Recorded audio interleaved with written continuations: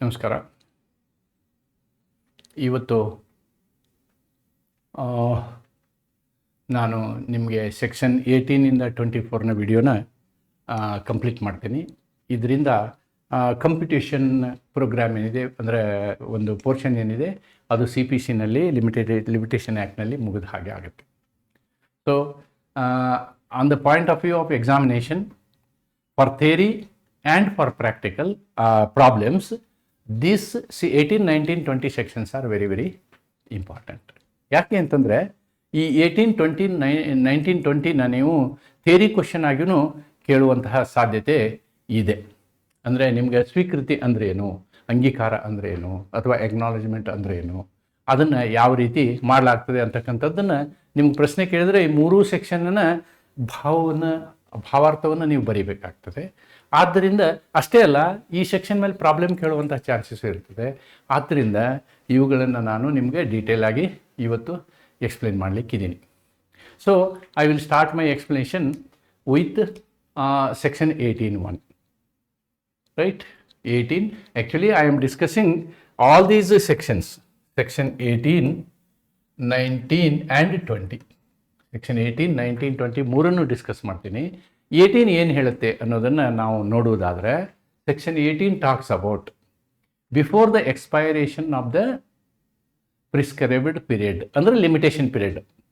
Limitation period ಏನಿದೆ ಅದು complete ಮುಗಿಯೋದ್ರೊಳಗಾಗಿ, ಸಂಪೂರ್ಣವಾಗಿ ಅದು ಮುಗಿಯೋದ್ರೊಳಗಾಗಿ ಯಾವ ವಿಷಯಕ್ಕೆ ನೀವು ಶೂಟ್ ಹಾಕಲಿಕ್ಕೋ ಅಥವಾ ಅಪ್ಲಿಕೇಶನ್ ಹಾಕಲಿಕ್ಕೋ, ದಾವೆ ಹಾಕಲಿಕ್ಕೋ ಅಥವಾ ಅರ್ಜಿ ಹಾಕಲಿಕ್ಕೋ, ಈ ವಿಷಯವಾಗಿ ಯಾವ ಒಂದು ವಿಷಯದ ಆಧಾರದ ಮೇಲೆ, ಯಾವುದೇ ಒಂದು ಹಕ್ಕಿನ ವಿಷಯದಲ್ಲಿ ಅಥವಾ ಆಸ್ತಿಯ ವಿಷಯದಲ್ಲಿ, ಯಾವುದೇ ಒಂದು ಆಸ್ತಿಯ ವಿಷಯದಲ್ಲಿ, ಹಕ್ಕಿನ ವಿಷಯದಲ್ಲಿ ನೀವು ಅದನ್ನು ಫೈಲ್ ಮಾಡುವಂತಹ ಒಂದು ಸಂದರ್ಭ ಮುಗಿಯುವುದರ ಒಳಗಾಗಿ ಆ ವ್ಯಕ್ತಿ, ನೀವು ಯಾರ ಮೇಲೆ ಕೇಸ್ ಹಾಕ್ಬೇಕಂತೀರೋ ಆ ವ್ಯಕ್ತಿ ನಿಮ್ಮ ಹತ್ರ ಬಂದು ಬರ್ಕೊಡ್ತಾನೆ. ಕೇಸ್ ಹಾಕೋದು ಬೇಡ, ನಾನು ಇವಾಗ ಸದ್ಯಕ್ಕೆ ನಿಮಗೆ ಮುಂದೆ ಅದನ್ನು ಸರಿ ಮಾಡಿಕೊಡ್ತೀನಿ, ನಿಮ್ಮ ಬಾಧ್ಯತೆಯನ್ನು ತೀರಿಸ್ತೀನಿ, ಈಡೇರಿಸ್ತೀನಿ, ಅಥವಾ ಪ್ರಾಪರ್ಟಿನ ಬಿಟ್ಟು ಕೊಡ್ತೀನಿ, ಈ ರೀತಿಯಾದಂಥ ಒಂದು ಸ್ವೀಕೃತಿ ಪತ್ರವನ್ನು ಬರ್ಕೊಡ್ತಾನೆ ಅಂತ ಇಟ್ಕೊಳ್ಳಿ. ಆ ಬರೆದು ಕೊಟ್ಟ ಕೂಡಲೇ ಇರ್ತಕ್ಕಂತಹ ಪೀರಿಯಡ್ ಇದೆಯಲ್ಲ, ಆ ಸ್ವೀಕೃತಿ ಬರೆದು ಕೊಟ್ಟ ದಿನದಿಂದ ಮತ್ತು ಫುಲ್ ಪೀರಿಯಡ್ ಸಿಗುತ್ತೆ ನಿಮಗೆ. ಅಂದರೆ old period is erased, new period starts. ಅವತ್ತಿನಿಂದ ಸ್ವೀಕೃತಿ ಬರೆದು ಕೊಟ್ಟ ದಿನದಿಂದ ಅನ್ನೋದನ್ನು ಈ ಸೆಕ್ಷನ್ ಹೇಳುತ್ತೆ. ನೋಡಿ, either it is for a suit or it is for a application in respect of right or property. ಯಾರು ಬರ್ಕೊಡ್ಬೇಕು? If liability is acknowledged by concerned person. ಯಾರು ಲಯಬಲ್ ಆಗಿರ್ತಾರೆ? For example, B is liable to A ಅಂದರೆ B ಎಗೆ ಪತ್ರವನ್ನು ಬರ್ಕೊಡ್ಬೇಕು, ಸ್ವೀಕೃತಿ ಪತ್ರವನ್ನು ಬರೆದು ಕೊಡಬೇಕು. ಫಾರ್ ಎಕ್ಸಾಂಪಲ್, ನಾನಿಲ್ಲಿ ಒಂದು ಹೈಪೋಥೆಟಿಕಲಿ ಲೋನ್ ವಿಷಯವನ್ನು ತೆಗೆದುಕೊಳ್ತೀನಿ. 1 ಕೋಟಿ ರೂಪಾಯಿ ಲೋನ್ ಕೊಡಬೇಕಾಗಿರ್ತದೆ. ಯಾರು? ಎ ಬಿಗೆ ಕೊಡಬೇಕಾಗಿರ್ತದೆ, ಅಥವಾ ಬಿ ಎಗೆ ಕೊಡಬೇಕಾಗಿರ್ತದೆ ಅಂತ ಇಟ್ಕೊಳ್ಳೋಣ. ಆವಾಗ ಏನಾಗುತ್ತೆ, ಇವನು 3 ವರ್ಷದೊಳಗಡೆ ಅವನು ದುಡ್ಡು ಕೊಡದೆ ಹೋದರೆ, ಕೇಸ್ ಹಾಕದೆ ಹೋದರೆ, ಆಮೇಲೆ ಕೋರ್ಟಲ್ಲಿ ಈ 1 ಕೋಟಿ ರೂಪಾಯಿಗೆ ಕೇಸ್ ಹಾಕ್ಲಿಕ್ಕೆ ಬರೋದಿಲ್ಲ ಅವನಿಗೆ.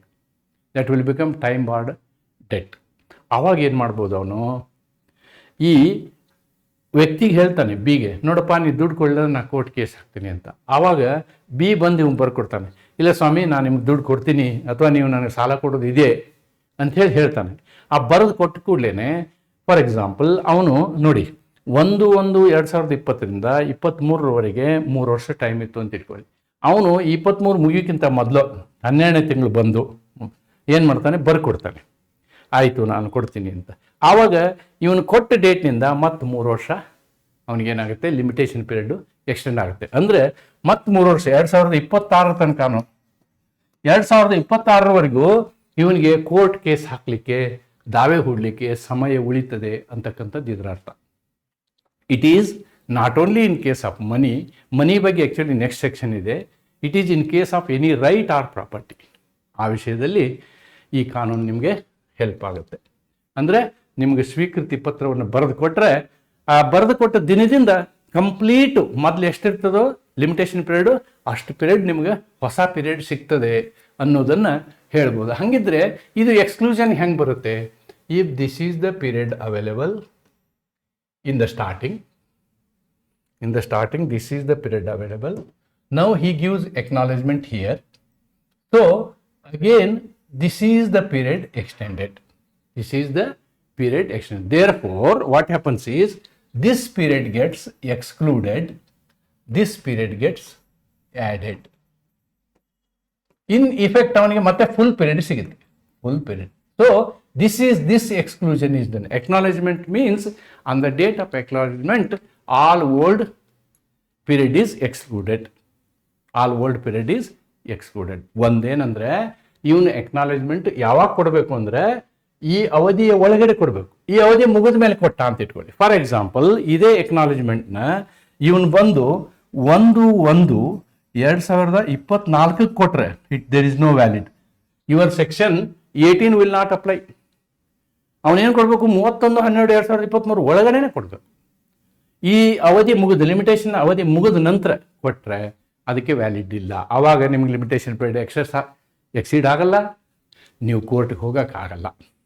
ನಿಮ್ಗೆ ಒಂದೇ ಒಂದು ದಾರಿ ಇರೋದು ಅಂತಂದರೆ exclusion of section 25 of Indian contract act. ನೋಡ ಅದು ಏನು ಅನ್ನೋದನ್ನು ಮುಂದೆ ಹೇಳ್ತೀನಿ ನಿಮಗೆ. This is 18(1). ವಾಟ್ 18(2) ಇದರ ಕನ್ನಡ ತರ್ಜುಮೆ ಇದೆ ಇಲ್ಲಿ. What 18(2) says, section 18(2), where the writing containing acknowledgement is undated. ಇದು ಸಿಂಪಲ್, ಇದರಲ್ಲಿ ಏನಿಲ್ಲ.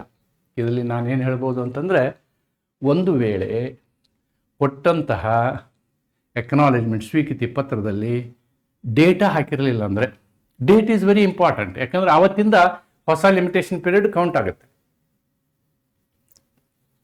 ಡೇಟ್ ಇಲ್ಲ ಅಂದರೆ ಏನು ಮಾಡೋದು? ಅವಾಗ ಏನಾಗುತ್ತೆ ಅಂತಂದರೆ, ಡೇಟ್ ಇಲ್ಲ ಅಂತಂದರೆ ಎವಿಡೆನ್ಸ್ ಆ್ಯಕ್ಟ್ಗೆ ಹೋಗ್ಬಿಟ್ಟು ಅದರ ಪ್ರಕಾರ ಡೇಟ್ ಪ್ರೂವ್ ಮಾಡ್ಕೋಬೇಕು. As per evidence act, date needs to be proved. Date needs to be proved. Otherwise date ಇಲ್ಲ ಅಂತಂದರೆ ನೀವು ಬರೀ ಓರಲ್ ಎವಿಡೆನ್ಸ್ ಮೇಲೆ ಅದನ್ನು ಪ್ರೂವ್ ಮಾಡೋಕ್ಕೆ ಆಗೋದಿಲ್ಲ ಅಂಥೇಳಿ 18(2) ಹೇಳುತ್ತೆ. What there is a explanation. 18(1), 18(2) 2 sections are there is a explanation. ಈ ಎಕ್ಸ್ಪ್ಲನೇಷನ್ ಏನು ಹೇಳುತ್ತೆ? ಎಕ್ನಾಲೇಜ್ಮೆಂಟ್ ಬಗ್ಗೆ ಹೇಳುತ್ತೆ. ಏನು ಎಕ್ನಾಲೇಜ್ಮೆಂಟ್ ನೋಡಿ, ಏನು acknowledgement may be not so ಫಾರ್ಮ್ಯಾಟೇ ಇರ್ಬೇಕಂತ ಏನಿಲ್ಲ. ಅದಕ್ಕೆ ಸಾಲ ಕೊಡಬೇಕಾಗಿತ್ತಲ್ರಿ, ನಿಮಗೆ ಕೊಡ್ತೀನಿ ರೀ ಅಂತ ಬರ್ಕೊಟ್ರು ಸಾಕು. ಅದು ವಿಶೇಷ ಏನಂದರೆ, ಸಾಲ ಕೊಡಬೇಕಾಗಿತ್ತಲ್ಲ, ನಿಮ್ಗೆ ಎಷ್ಟು ಸಾಲ ಕೊಡಬೇಕು? 1 ಕೋಟಿ ಕೊಡಬೇಕಾ? ಹೌದು, 1 ಕೋಟಿ ಕೊಡಬೇಕು ಅಂಥೇಳಿ ಬರೆದು, ಆದ್ರೆ ನಾ ಈ ದುಡ್ಡು ಕೊಡೋದಿಲ್ಲ ಅಂತ ಬರೆದು ಕೊಟ್ರೂ that is a valid acknowledgement. ಅದನ್ನೇ ಈ ಸೆಕ್ಷನ್ ಹೇಳುತ್ತೆ. Beautifully it narrates the same thing. ನೋಡಿ, an acknowledgement may be sufficient. ಅದು ಸಫಿಷಿಯಂಟ್ ನಮಗೆ ಎಂಥ ಸಂದರ್ಭದಲ್ಲಿ ಸಫಿಷಿಯಂಟು? Though it ಒಮಿಟ್ಸ್. ಅದರಲ್ಲಿ ಇವೆಲ್ಲ ಇಲ್ಲ ಅಂದ್ರೂ, ಈ ಅಂಶಗಳು ಇಲ್ಲ ಅಂದ್ರೂ, ಏನೇನು ಅಂಶಗಳು? ನೇಚರ್ ಆಫ್ ಪ್ರಾಪರ್ಟಿ, ಏನು ಆಸ್ತಿ ವಿವರ, ನೇಚರ್ ಆಫ್ ರೈಟ್, ಹಕ್ಕಿನ ವಿವರ, ಯಾವಾಗ ನಾನು ಪಾವತಿ ಮಾಡ್ತೀನಿ, ಯಾವಾಗ ನಿಮಗೆ ಡೆಲಿವರಿ ಕೊಡ್ತೀನಿ, ಯಾವಾಗ ಕಾಂಟ್ರಾಕ್ಟನ್ನು ಪರ್ಫಾರ್ಮ್ ಮಾಡ್ತೀನಿ, ಇವು ಯಾವ ಡೀಟೇಲ್ಸ್ ಇಲ್ಲಂದ್ರೂ ಕೂಡ not at come or is accompanied by.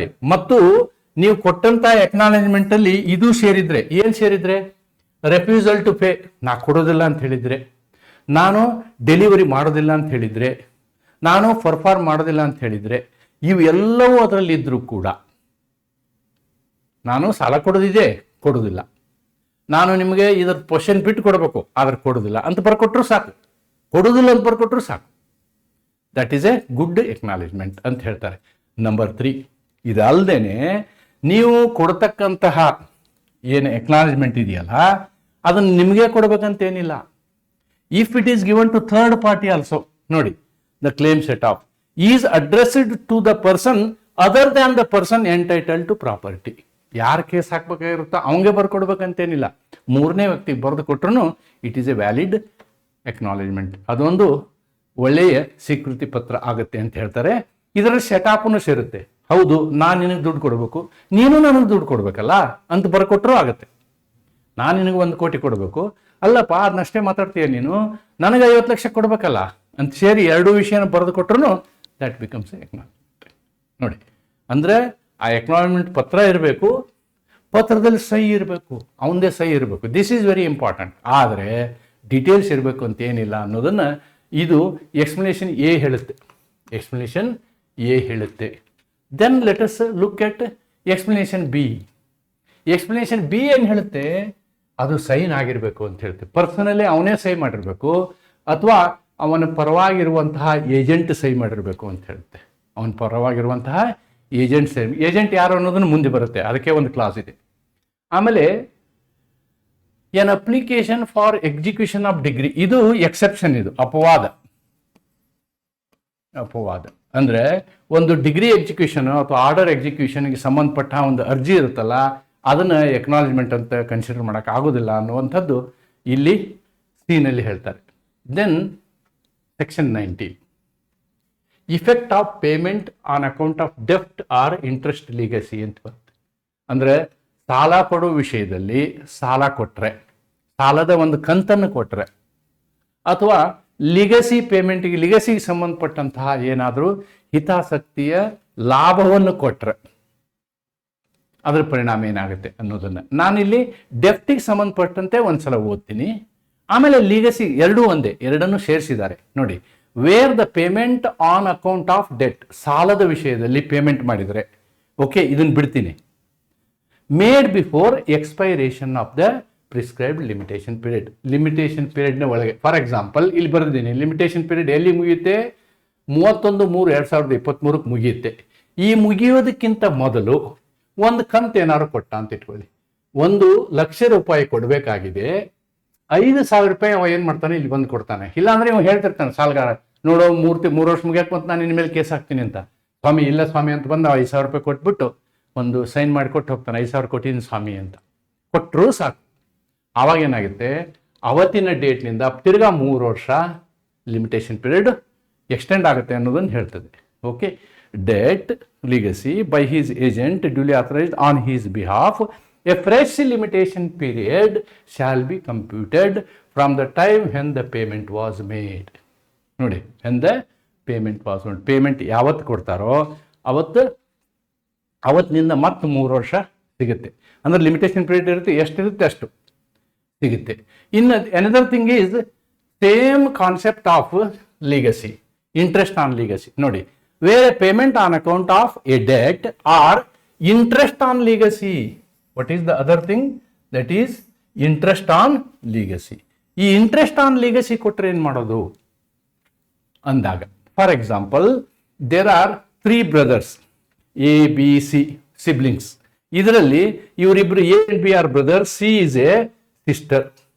ಇವರಿಗೆ ಒಂದು ಕಾಪಿ ಎಸ್ಟೇಟ್ ಇದೆ, ಅವರಿಗೆ ತಿಂಗಳ ಒಂದು ವರ್ಷಕ್ಕೆ 1,00,000 ರೂಪಾಯಿ ಆದಾಯ ಬರುತ್ತೆ ಅಂತ ಇಟ್ಕೊಳ್ಳಿ. ಒಂದು 10 ವರ್ಷಕ್ಕೆ 1 ಕೋಟಿ ರೂಪಾಯಿ ಆದಾಯ ಆಯಿತು. ಈ 1 ಕೋಟಿ ರೂಪಾಯಿ ಆದಾಯ ಬಂದಿದೆ ಅಂತ ಹೇಳಿ ಏನು ಮಾಡ್ತಾರೆ ಇವರು, 10 ವರ್ಷದ ನಂತರ ಒಂದು 20 ಲಕ್ಷ ರೂಪಾಯಿನ ಆ ಹೆಣ್ಮಗಳಿಗೆ ಟ್ರಾನ್ಸ್ಫರ್ ಮಾಡ್ತಾರೆ amount. That is legacy interest. ಯಾಕಂದರೆ ಆಸ್ತಿ ಹಕ್ಕು ಅವಳಿಗೆ ಇರೋದ್ರಿಂದ ಅದರಲ್ಲಿ ಸ್ವಲ್ಪ ದುಡ್ಡನ್ನು ಅವ್ರಿಗೆ ಕಳಿಸ್ತಾರೆ. ಹಿಂಗೆ ಕಳಿಸುವುದರಿಂದ ಆ ಕಳಿಸಿದ ಡೇಟ್ ಇದೆಯಲ್ವಾ, that becomes A fresh limitation period. ಈ ಸಿಸ್ಟರು ಆಸ್ತಿ ಕೇಳ್ತಾ ಇರ್ತಾರೆ, ಆಸ್ತಿ ಕೊಡು ನಂಗೆ ಅಂತೇಳಿ. ಇವ್ರು ಕೊಟ್ಟಿರಲ್ಲ ಆಸ್ತಿ. ಆವಾಗ ಸಿಸ್ಟರ್ಗೆ ಏನಾಗುತ್ತೆ, ಹೊಸ ಅಧಿಕಾರ ಬರುತ್ತೆ.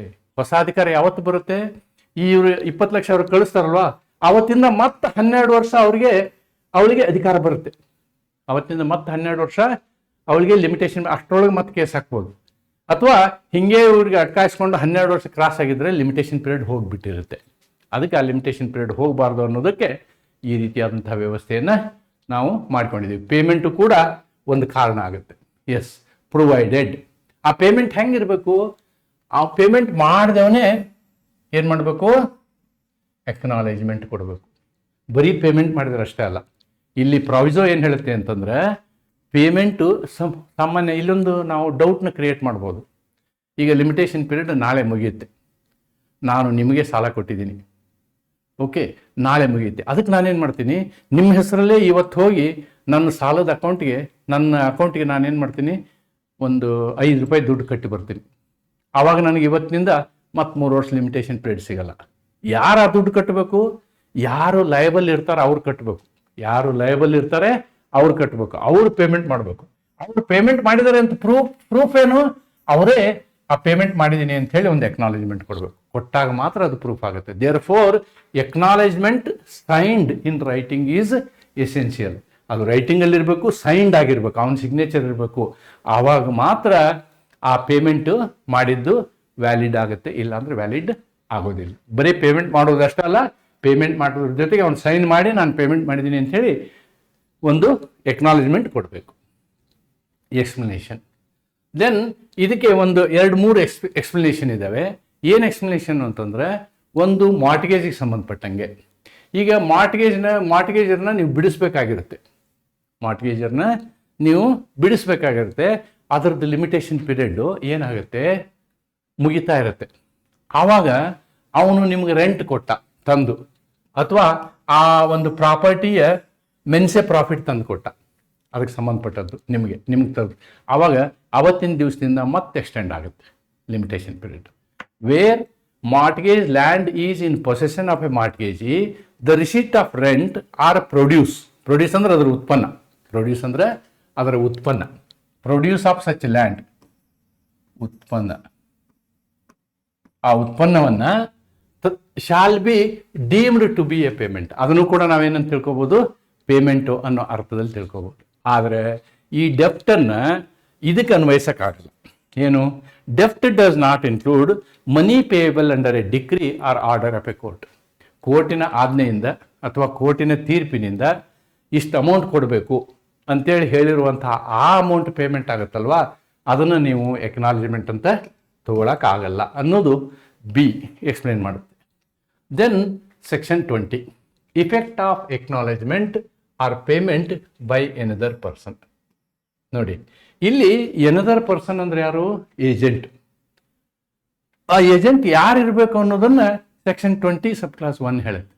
ಏನು, agent duly authorised in this behalf in section 18 and 19. ನಾವೇನು ಡಿಸ್ಕಸ್ ಮಾಡಿದ್ವಲ್ಲ, ಅದರಲ್ಲಿ ಇರ್ತಕ್ಕಂಥ ಏಜೆಂಟ್ ಅಂತಂದ್ರೆ ಏನು ಅಂತಂದ್ರೆ, ಯಾರು ಡಿಸೆಬಿಲಿಟಿ ಆಗಿರುತ್ತೆ ಅಂಥವ್ರ ಪರವಾಗಿರುವಂತಹ, ಇನ್ಕ್ಲೂಡ್ ಲಾಫುಲ್ ಗಾರ್ಡಿಯನ್. ಅಂಥವ್ರ ಪರವಾಗಿ ಯಾರು, ಲಾಫುಲ್ ಗಾರ್ಡಿಯನ್ ಇರಬೇಕು. ಅವನು ಏಜೆಂಟನ್ನು ಅಪಾಯಿಂಟ್ ಮಾಡಿರಬೇಕು, ಲಾಫುಲ್ ಗಾರ್ಡಿಯನ್. ಅಥವಾ ಯಾರ್ದೋ ಒಂದು ಕಮಿಟಿ ಇರುತ್ತೆ, ಆ ಕಮಿಟಿಯವರು ಯಾವುದೋ ವ್ಯಕ್ತಿಯನ್ನು ಅಪಾಯಿಂಟ್ ಮಾಡಿರಬೇಕು. ಅಥವಾ ಯಾವುದೇ ಒಂದು ಕಂಪ್ನಿಯ ಮ್ಯಾನೇಜರ್ ಇರ್ತಾನೆ, ಅವನು ಅಂಥ ವ್ಯಕ್ತಿಯನ್ನು ಅಪಾಯಿಂಟ್ ಮಾಡಿರಬೇಕು. ಅವನ್ನ ನಾವೇನಂತೀವಿ, ಏಜೆಂಟು ಅಂತ ತಗೊಳ್ತೀವಿ ಅಂಥೇಳಿ ಇದರ ಅರ್ಥ. ದೆನ್ 22 ಏನು ಹೇಳುತ್ತೆ, 22 ಇಷ್ಟೇ, ಕೆಲವೊಂದು ಸಂದರ್ಭದಲ್ಲಿ ಜಾಯಿಂಟ್ ಕಾಂಟ್ರಾಕ್ಟರ್ಸ್ ಇರ್ತಾರೆ, ಜಾಯಿಂಟ್ ಪಾರ್ಟ್ನರ್ಸ್ ಇರ್ತಾರೆ. ಇವರು ಕಾಂಟ್ರಾಕ್ಟರ್ಸ್ ಇರ್ಬೋದು ಅಥವಾ ಪಾರ್ಟ್ನರ್ಸ್ ಇರ್ಬೋದು. ಓಕೆ, ಇವರೆಲ್ಲರೂ ಸೇರಿ ಹೊಣೆಗಾರರಾಗಿರ್ತಾರೆ, ಲಯಬಲ್ ಇರ್ತಾರೆ. ಅವರು ಡಿವೈಡ್ ಮಾಡ್ಕೊಂಡಿರ್ತಾರೆ ಲಯಬಿಲಿಟಿನ. ಈಗ ಎ 1 ಕೋಟಿ ಕೊಡಬೇಕಾಗಿರುತ್ತೆ, ಬಿ 1 ಕೋಟಿ, ಸಿ 1 ಕೋಟಿ ಕೊಡಬೇಕಾಗಿರುತ್ತೆ. Either they may contractors or they may be partners ಕೊಡಬೇಕಾಗಿರುತ್ತೆ.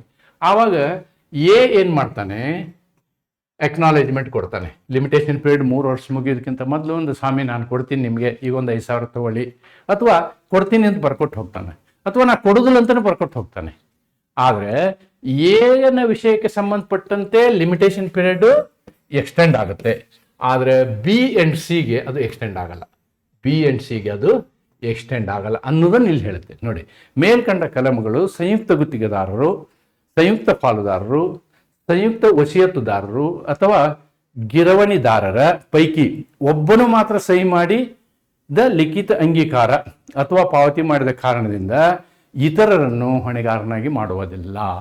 ಅದಕ್ಕೆ ಉಳಿದವ್ರ ಸಂಬಂಧ ಇಲ್ಲ, ಉಳಿದವ್ರದ್ದು ಸಪ್ರೇಟ್ ಅದೇನಿದೆ ಅದೇ ಆಗುತ್ತೆ. ಅಂದರೆ ಇಟ್ ಈಸ್ ಇಂಡಿಪೆಂಡೆಂಟ್ ಅನ್ನೋದನ್ನು 20 ಸಬ್ ಕ್ಲಾಸ್ 2 ಹೇಳುತ್ತೆ. 20 sub clause 2. Next 20 sub clause 3. 20 sub clause 3 ಏನು ಹೇಳುತ್ತೆ, for the purposes of the said sections, ಅಂದರೆ ಮೇಲಿರುವಂತಹ ಸೆಕ್ಷನ್ಗಳಿಗೆ ಸಂಬಂಧಪಟ್ಟಂತೆ ಈ ಕೆಲವೊಂದು ಕಂಡೀಷನ್ಗಳಿದ್ದಾವೆ. One is pertaining to Hindu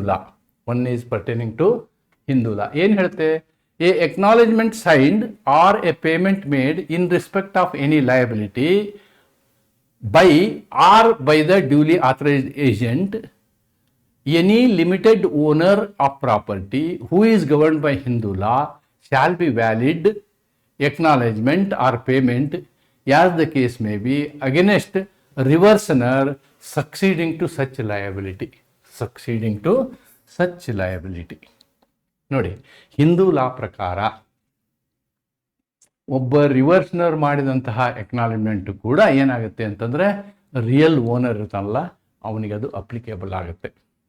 unless you know who is reversioner, you are not able to understand this concept. For example, a gives one property to B, maybe her relative, till lifetime.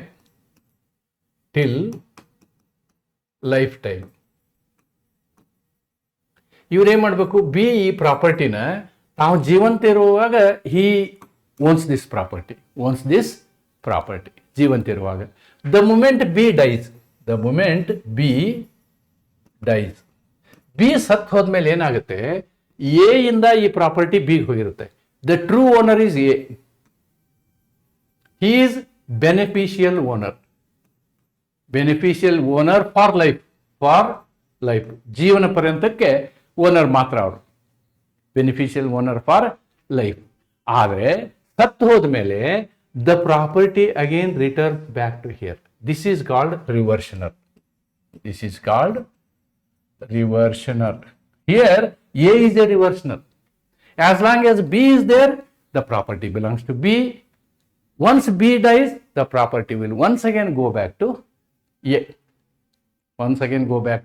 A. This is known as the concept of reversioner. ಈಗ ನೋಡಿ, an acknowledgement signed or a payment made in respect of any liability or by the duly authorized agent of any limited owner. Limited owner ಅಂದ್ರೆ ಯಾರು? This B. Limited owner is this B. This B is the limited owner. B is the limited owner of the property who is governed by Hindu law. This is permitted in Hindu law. Shall be a valid acknowledgement. ನೋಡಿ, ಇದೊಂದು ಸರಿಯಾದ acknowledgement. ಆ ಎಕ್ನಾಲೇಜ್ಮೆಂಟಿನ ಪರಿಣಾಮ ಇದೆಯಲ್ಲ, ಅದು ರಿವರ್ಸ್ನರ್ಗೂ apply ಆಗುತ್ತೆ. As the case may be against a reversioner. ಆ ಒಂದು ಎಕ್ನಾಲೇಜ್ಮೆಂಟು ಇವನ ವಿರುದ್ಧವೂ ಅದು ವರ್ಕ್ ಆಗುತ್ತೆ. True owner, who is true owner? Reversioner is actually a, ಅವನ ಮೇಲೆಯೂ ಅದು ಅಪ್ಲೈ ಆಗುತ್ತೆ ಅನ್ನೋದನ್ನು ನಿಮ್ಗೆ ಇಲ್ಲಿ ಏನು ಮಾಡ್ತಾರೆ, ಎಕ್ಸ್ಪ್ಲೇನ್ ಮಾಡ್ತಾರೆ. ರಿವರ್ಸ್ನರ್ಗೂ ಅದು ಅಪ್ಲೈ ಆಗುತ್ತೆ ಅನ್ನೋದನ್ನು ಇಲ್ಲಿ ಎಕ್ಸ್ಪ್ಲೇನ್ ಮಾಡ್ತಾರೆ. Next talks about HUF. ಇದು ವೆರಿ ಸಿಂಪಲ್. ನೀವು ಹಿಂದೂ ಲಾ ಓದಿದ್ದೀರಿ, ಸೊ ಇದನ್ನೇನು ನಾನು ಬಹಳ ಎಕ್ಸ್ಪ್ಲೇನ್ ಮಾಡಬೇಕಾಗಿಲ್ಲ. ಯಾವುದೇ ವ್ಯವಹಾರ ಆ ಒಂದು ಹಿಂದೂ ಫ್ಯಾಮಿಲಿನಲ್ಲಿ ಮ್ಯಾನೇಜರ್, ನಾವು ಮ್ಯಾನೇಜರ್ಗೆ ಏನಂತೀವಿ, ಕರ್ತ ಅಂತ ಹೇಳ್ತೀವಿ, ಅವ ಮಾಡಿದರೆ ಅದು ಎಲ್ಲರಿಗೂ ಅಪ್ಲೈ ಆಗುತ್ತೆ. If the action of a manager, acknowledgement given by a manager is applicable to complete family. That's it. Then section 21. Effect of substituting or adding a new plaintiff or defendant. Civil ಕೋರ್ಟಲ್ಲಿ ನೋಡಿದ್ದೀವಿ ನಾವು, ಜಾಯಿಂಡರ್ of parties ಅಂತೀವಿ. ನಾವು ಇದಕ್ಕೆ ಏನಂತೀವಿ, ಜಾಯಿಂಡರ್ of parties. ಈ ಜಾಯಿಂಡರ್ of ಪಾರ್ಟಿಯ ಪರಿಣಾಮ ಲಿಮಿಟೇಷನ್ ಮೇಲೆ ಏನಾಗುತ್ತೆ ಅನ್ನೋದನ್ನು ನಾವು ಈ ಸೆಕ್ಷನಲ್ಲಿ ನೋಡ್ತೀವಿ. We are seeing that in this section, where after the institution of a suit, ಒಂದು ದಾವೆ ಹೂಡಿದ ಮೇಲೆ, a new plaintiff, new party, because he may be a plaintiff or he may be a defendant, is substituted or added.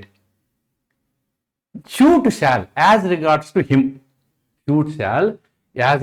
him ಅಂದ್ರೆ ಈ ಹೊಸ ಪಾರ್ಟಿಗೆ be deemed to have been instituted when he was so made a party, provided that where the court is satisfied that, this is the proviso, provided satisfied that omission to include a new plaintiff or defendant was due to the mistake in good faith.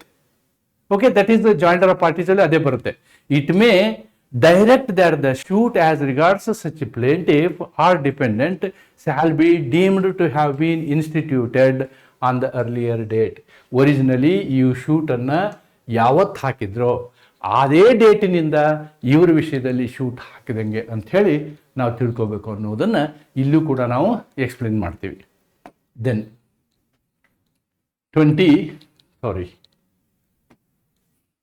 21 sub clause 2 ಏನು ಹೇಳುತ್ತೆ? 21 ಸಬ್ clause 2 section 21 ಸಬ್ clause 2 ಏನು ಹೇಳುತ್ತೆ ಅಂತಂದರೆ, nothing in one ಇದಕ್ಕೆ apply ಆಗೋದಿಲ್ಲ. shall apply to a case where the party is added or substituted owing to assignment or devolution of interest during the pendency of a suit where plaintiff is made a dependent or dependent is made a plaintiff. ನೋಡಿ, owing to a devolution of interest, owing to a devolution of interest ಅಂದರೆ ಏನಾಗುತ್ತೆ, ಆ interest ಬೇರೆಯವ್ರ ಮೇಲೆ transfer ಆಗುತ್ತೆ. Situation ಹೆಂಗಾಗ್ಬೋದು, plaintiff dependent ಆಗ್ಬೋದು, dependent plaintiff ಆಗ್ಬೋದು. ಇಂಥ ವಿಷಯದಲ್ಲಿ ಇದು ಅಪ್ಲೈ ಆಗೋದಿಲ್ಲ. ಇಂಥ ವಿಷಯದಲ್ಲಿ ಇದು ಅಪ್ಲೈ ಆಗೋದಿಲ್ಲ. There must be a new addition of a plaintiff, new addition of a dependent. ಅವರಿಗೆ ಮಾತ್ರ ಅದು ಅಪ್ಲೈ ಆಗುತ್ತೆ, ಉಳಿದವರಿಗೆ ಅಪ್ಲೈ ಆಗೋದಿಲ್ಲ ಅನ್ನೋದು ನಾವಿಲ್ಲಿ ನೋಡ್ತೀವಿ. Then section 22 is also important section. ಕೆಲವೊಂದು ಸಂದರ್ಭದಲ್ಲಿ ಪ್ರತಿದಿನವೂ ಕಾಸ್ ಆಫ್ ಆ್ಯಕ್ಷನ್ ಅಂತ ಹೇಳ್ತಾರೆ. ಫಾರ್ ಎಕ್ಸಾಂಪಲ್, ಈಗ ಏನಾಗುತ್ತೆ, ಈಗ I am A pensioner, I am A salaried person. ನನಗೆ ಸ್ಯಾಲ್ರಿ ಕೊಡುವಂತಹ ಪ್ರಸಂಗದಲ್ಲಿ ಏನೋ ಮೋಸ ಆಗಿರುತ್ತೆ. ನನಗೆ ಇನ್ಕ್ರಿಮೆಂಟ್ ಕೊಟ್ಟಿರಲ್ಲ ಅಥವಾ ನನಗೆ ಪ್ರಮೋಷನ್ ಕೊಟ್ಟಿರೋದಿಲ್ಲ. ಆವಾಗ it affects on my salary. ಅವತ್ತು ನನಗೆ ಪ್ರಮೋಷನ್ ಕೊಟ್ಟಿದ್ರೆ ಅವತ್ತಿನ ಡೇಟ್ನಿಂದ ನನಗೆ ಹೆಚ್ಚಿನ ಸಂಬಳ ಬರ್ತಾ ಇತ್ತು. ಅದು ಪ್ರತಿ ದಿನವೂ ನನಗೇನಾಗುತ್ತೆ, ಕಡಿಮೆ ಸಂಬಳದ ಅನುಭವ ನನಗಾಗ್ತಾ ಇದೆ. So every day is a cause of action for me. ಪೆನ್ಷನರ್ಗೂ ಅಷ್ಟೇ. ನನ್ನ ಪೆನ್ಷನನ್ನು ನೀವು ಪೇ ಕಮಿಷನ್ನಲ್ಲಿ ಎಂಪ್ಲಾಯಿ ಪೆನ್ಷನನ್ನು ಜಾಸ್ತಿ ಮಾಡಿದ್ರಿ, ನನ್ನ ಪೆನ್ಷನರ್ನ ಎಂಪ್ಲಾಯಿ ಸ್ಯಾಲ್ರಿನ ಜಾಸ್ತಿ ಮಾಡಿದ್ರಿ, ಆದರೆ ಪೆನ್ಷನ್ ಜಾಸ್ತಿ ಮಾಡಲಿಲ್ಲ. So it is A case for him. ಅವನ ಲೈವ್ಲಿಹುಡ್ಡಿನ ಪ್ರಶ್ನೆ. ಪ್ರತಿದಿನವೂ ಅವನಿಗೇನಾಗುತ್ತೆ, ಕಾಸ್ ಆಫ್ ಆ್ಯಕ್ಷನ್ ಇರುತ್ತೆ. ಇಂಥ ವಿಷಯದಲ್ಲಿ ಏನಾಗುತ್ತೆ, cause of action is on every day, not only every day, every moment, every ಕ್ಷಣ, ಪ್ರತಿಯೊಂದು ಕ್ಷಣದಲ್ಲಿಯೂ ನನಗೆ ಕಾಸ್ ಆಫ್ ಆ್ಯಕ್ಷನ್ ಇದೆ. ಅಂತಹ ಪ್ರಕರಣಗಳನ್ನು ಸೆಕ್ಷನ್ 22 ಹೇಳುತ್ತೆ. ಬಹಳಷ್ಟು ಪ್ರಕರಣಗಳು ಈ ಬೇಸಿಸ್ ಮೇಲೆ ಕೋರ್ಟಲ್ಲಿ ಫೈಲ್ ಆಗ್ತವೆ. ನೋಡಿ ಏನು ಹೇಳುತ್ತೆ. In case of a continuing breach of contract, this is a continuing breach of contract, or there may be a continuing breach of tort. Continuing breach, what is continuing breach of tort? ದಿನ ನಮ್ಮ ಮನೆ ಪಕ್ಕದಲ್ಲಿ ಕಸದ ಗುಂಡಿ ಇದೆ, ಎಲ್ಲರೂ ಜನ ತಂದು ಕಸ ಅಲ್ಲೇ ಹಾಕ್ತಾರೆ, ದಿನಾಲೂ ಅಲ್ಲೇ ಹಾಕ್ತಾರೆ. ಒಂದೇ ದಿವಸ ಕಸ ಹಾಕಿದ ದಿವಸನ ನನ್ನ ಕಾಸ್ ಆಫ್ ಆ್ಯಕ್ಷನ್ನು ಆಗಿದೆ. ಕಸ ಹಾಕ್ತಾ ಇದ್ದು 3 ವರ್ಷ ಆಯಿತು, ನಿಮ್ಮ ಕೇಸ್ ತಗೊಳ್ಳಲ್ಲ ಅಂತ ಕೋರ್ಟ್ ಹೇಳಕ್ಕೆ ಬರಲ್ಲ. ನಿಮ್ಮ ಕೇಸ್ ತಗೊಳ್ಳಲ್ಲ ಅಂಥೇಳಿ ಕೋರ್ಟು ಹೇಳಕ್ಕೆ ಬರಲ್ಲ. ಪಕ್ಕದ ಮನೆಯವರು ಗಿಡ ನೆಟ್ಟವರು, ದೊಡ್ಡ ಗಿಡ, ಆ ಗಿಡದ ಕೊಂಬೆಗಳೆಲ್ಲ ನಮ್ಮ ಮನೆ ಏರಿಯಾದೊಳಗೆ ಸೇರಿಕೊಂಡು ದಿನಾಲೂ ನಮ್ಮ ಮನೆ ಮೇಲೆ ಮಂಗಗಳು ಬರುತ್ತೆ, ಎಲೆಗಳು ಬೀಳುತ್ತೆ. ಈ ರೀತಿ ಟ್ರೆಸ್ಪಾಸ್ ಆಗಿದೆ. It is a continuing tort. ಇಂತಹ ಸಂದರ್ಭದಲ್ಲಿ the period of limitation begins to run at every moment of the time during which the breach or tort as the case may be continues. ಪ್ರತಿ ದಿವಸ ಯಾವತ್ತು ಹೋದರೂ ನೀವು case ಹಾಕ್ಬೋದು ಅಂತ ಅದರ ಅರ್ಥ. ಯಾವತ್ತು ಬೇಕಾದರೂ ಕೇಸ್ ಹಾಕ್ಬೋದು. That is what is continuing breach of contract. Short ನೋಟಿಗೆ ಬರ್ಬೋದು ನಿಮಗದು. Then section 23, 24 are not so important. I think framing question on these things are not that easy. ಏನು, suits for compensation for acts not actionable without special damage. If there is no injury, there is no remedy anta. If there is no injury, there is no remedy. The moment injury happens, cause of action starts. ಅಷ್ಟೇ ಇದರಲ್ಲಿ. In case of a suit for compensation for an act which does not give rise to cause of action unless injury actually results. ಯಾವತ್ತು ನಿಮಗೆ ಹಾನಿ ಸಂಭವಿಸ್ತದೆ ಅಲ್ಲಿವರೆಗೆ ಕಾಸ್ of action ಪ್ರಶ್ನೆ ಬರುವುದಿಲ್ಲ. There from the period of limitation shall be computed from the time when the injury results. ನಿಮ್ಮ cause of action ಶುರು ಆಗಬೇಕು ಅಂತಂದರೆ ನಿಮಗೆ ಹಾನಿ ಆಗಬೇಕು. Where there is a right, there is a remedy. The right is getting emanated when there is a injury. ಯಾವುದೇ ಕ್ರಿಯೆಯಿಂದ ನೈಜವಾದ ನಿರ್ದಿಷ್ಟ ಹಾನಿ ಉಂಟಾದಾಗ ಮಾತ್ರ ದಾವೆಗೆ ಕಾರಣ ಉಂಟಾಗುವ ಸಂದರ್ಭದಲ್ಲಿ ಹಾನಿ ಉಂಟಾಗುವ ದಿನಾಂಕದಿಂದ ಕಾಲಮಿತಿಯನ್ನು ಲೆಕ್ಕ ಹಾಕಬೇಕು. That is section 23. Section 24, computation of time mentioned in instruments. ನಾವೇನು ಯೂಸ್ ಮಾಡ್ತೀವಲ್ಲ ಇದಕ್ಕೆ ನಾವು ಗ್ರೆಗೋರಿಯನ್ ಕ್ಯಾಲೆಂಡರ್ ಅಂತ ಹೇಳ್ತೀವಿ. ಈ ಕ್ಯಾಲೆಂಡರ್ನ ಡೇಟ್ನ ಉಪಯೋಗ ಮಾಡಬೇಕು. We have to use Gregorian calendar date. ನಾವೇನು ದಿನನಿತ್ಯ ಯೂಸ್ ಮಾಡ್ತೀವಲ್ವ, ಒಂದು ತಿಂಗಳು 30, ಒಂದು ತಿಂಗಳು 31, ಓಕೆ, ಫೆಬ್ರವರಿ 28, 29 ಇದನ್ನು ಯೂಸ್ ಮಾಡ್ತೀವಲ್ಲ, this is Gregorian calendar use ಮಾಡಬೇಕು ಅಂತ ಸೆಕ್ಷನ್ 24 ಹೇಳುತ್ತೆ. With this I am completing the computation chapter. Computation chapter. So ಎಲ್ಲ ಸೆಕ್ಷನ್ಗಳನ್ನು ಎಕ್ಸ್ಪ್ಲೈನ್ ಮಾಡಿದ್ದೀನಿ. ನಿಮಗೆ ಇದರಲ್ಲಿ 2-3 ಪ್ರಾಬ್ಲಮ್ಗಳನ್ನ ಕೇಳುವಂತಹ ಸಾಧ್ಯತೆ ಇದೆ. ಒಂದು ಪ್ರಾಬ್ಲಮ್ ಬಂದೇ ಬರುತ್ತೆ ಈ ಒಂದು ಕಂಪ್ಯೂಟೇಷನ್ ಮೇಲೆ. Definitely in unit 5 you are going to get a problem. ಅದಕ್ಕೆ ಎಲ್ಲ ಸೆಕ್ಷನ್ಗಳ ವಿವರವನ್ನು ಮಾಡಿದ್ದೀನಿ. ನಂಬರ್ 2, ನಿಮಗೆ ಎಕ್ನಾಲಜ್ಮೆಂಟ್ ಮೇಲೆ, ಕಂಪ್ಯೂಟೇಷನ್ ಮೇಲೆ ಥಿಯರಿ ಪ್ರಶ್ನೆನೂ ಬರ್ಬೋದು. ನನ್ನ ಈ ವಿಡಿಯೋದ ನನ್ನ ವಿವರಣೆಯಿಂದ ನೀವು ಆ ಪ್ರಶ್ನೆಗಳನ್ನು ನಿಖರವಾಗಿ ಉತ್ತರಿಸ್ಬೋದು. ನಾನಿಲ್ಲಿ ಸೆಕ್ಷನ್ಗಳನ್ನು ತುಂಬ ನಿಖರವಾಗಿ ಹೇಳಿ ನಾನು ಕೇಸ್ ಲಾಗಳನ್ನು ರೆಫರ್ ಮಾಡಿಲ್ಲ.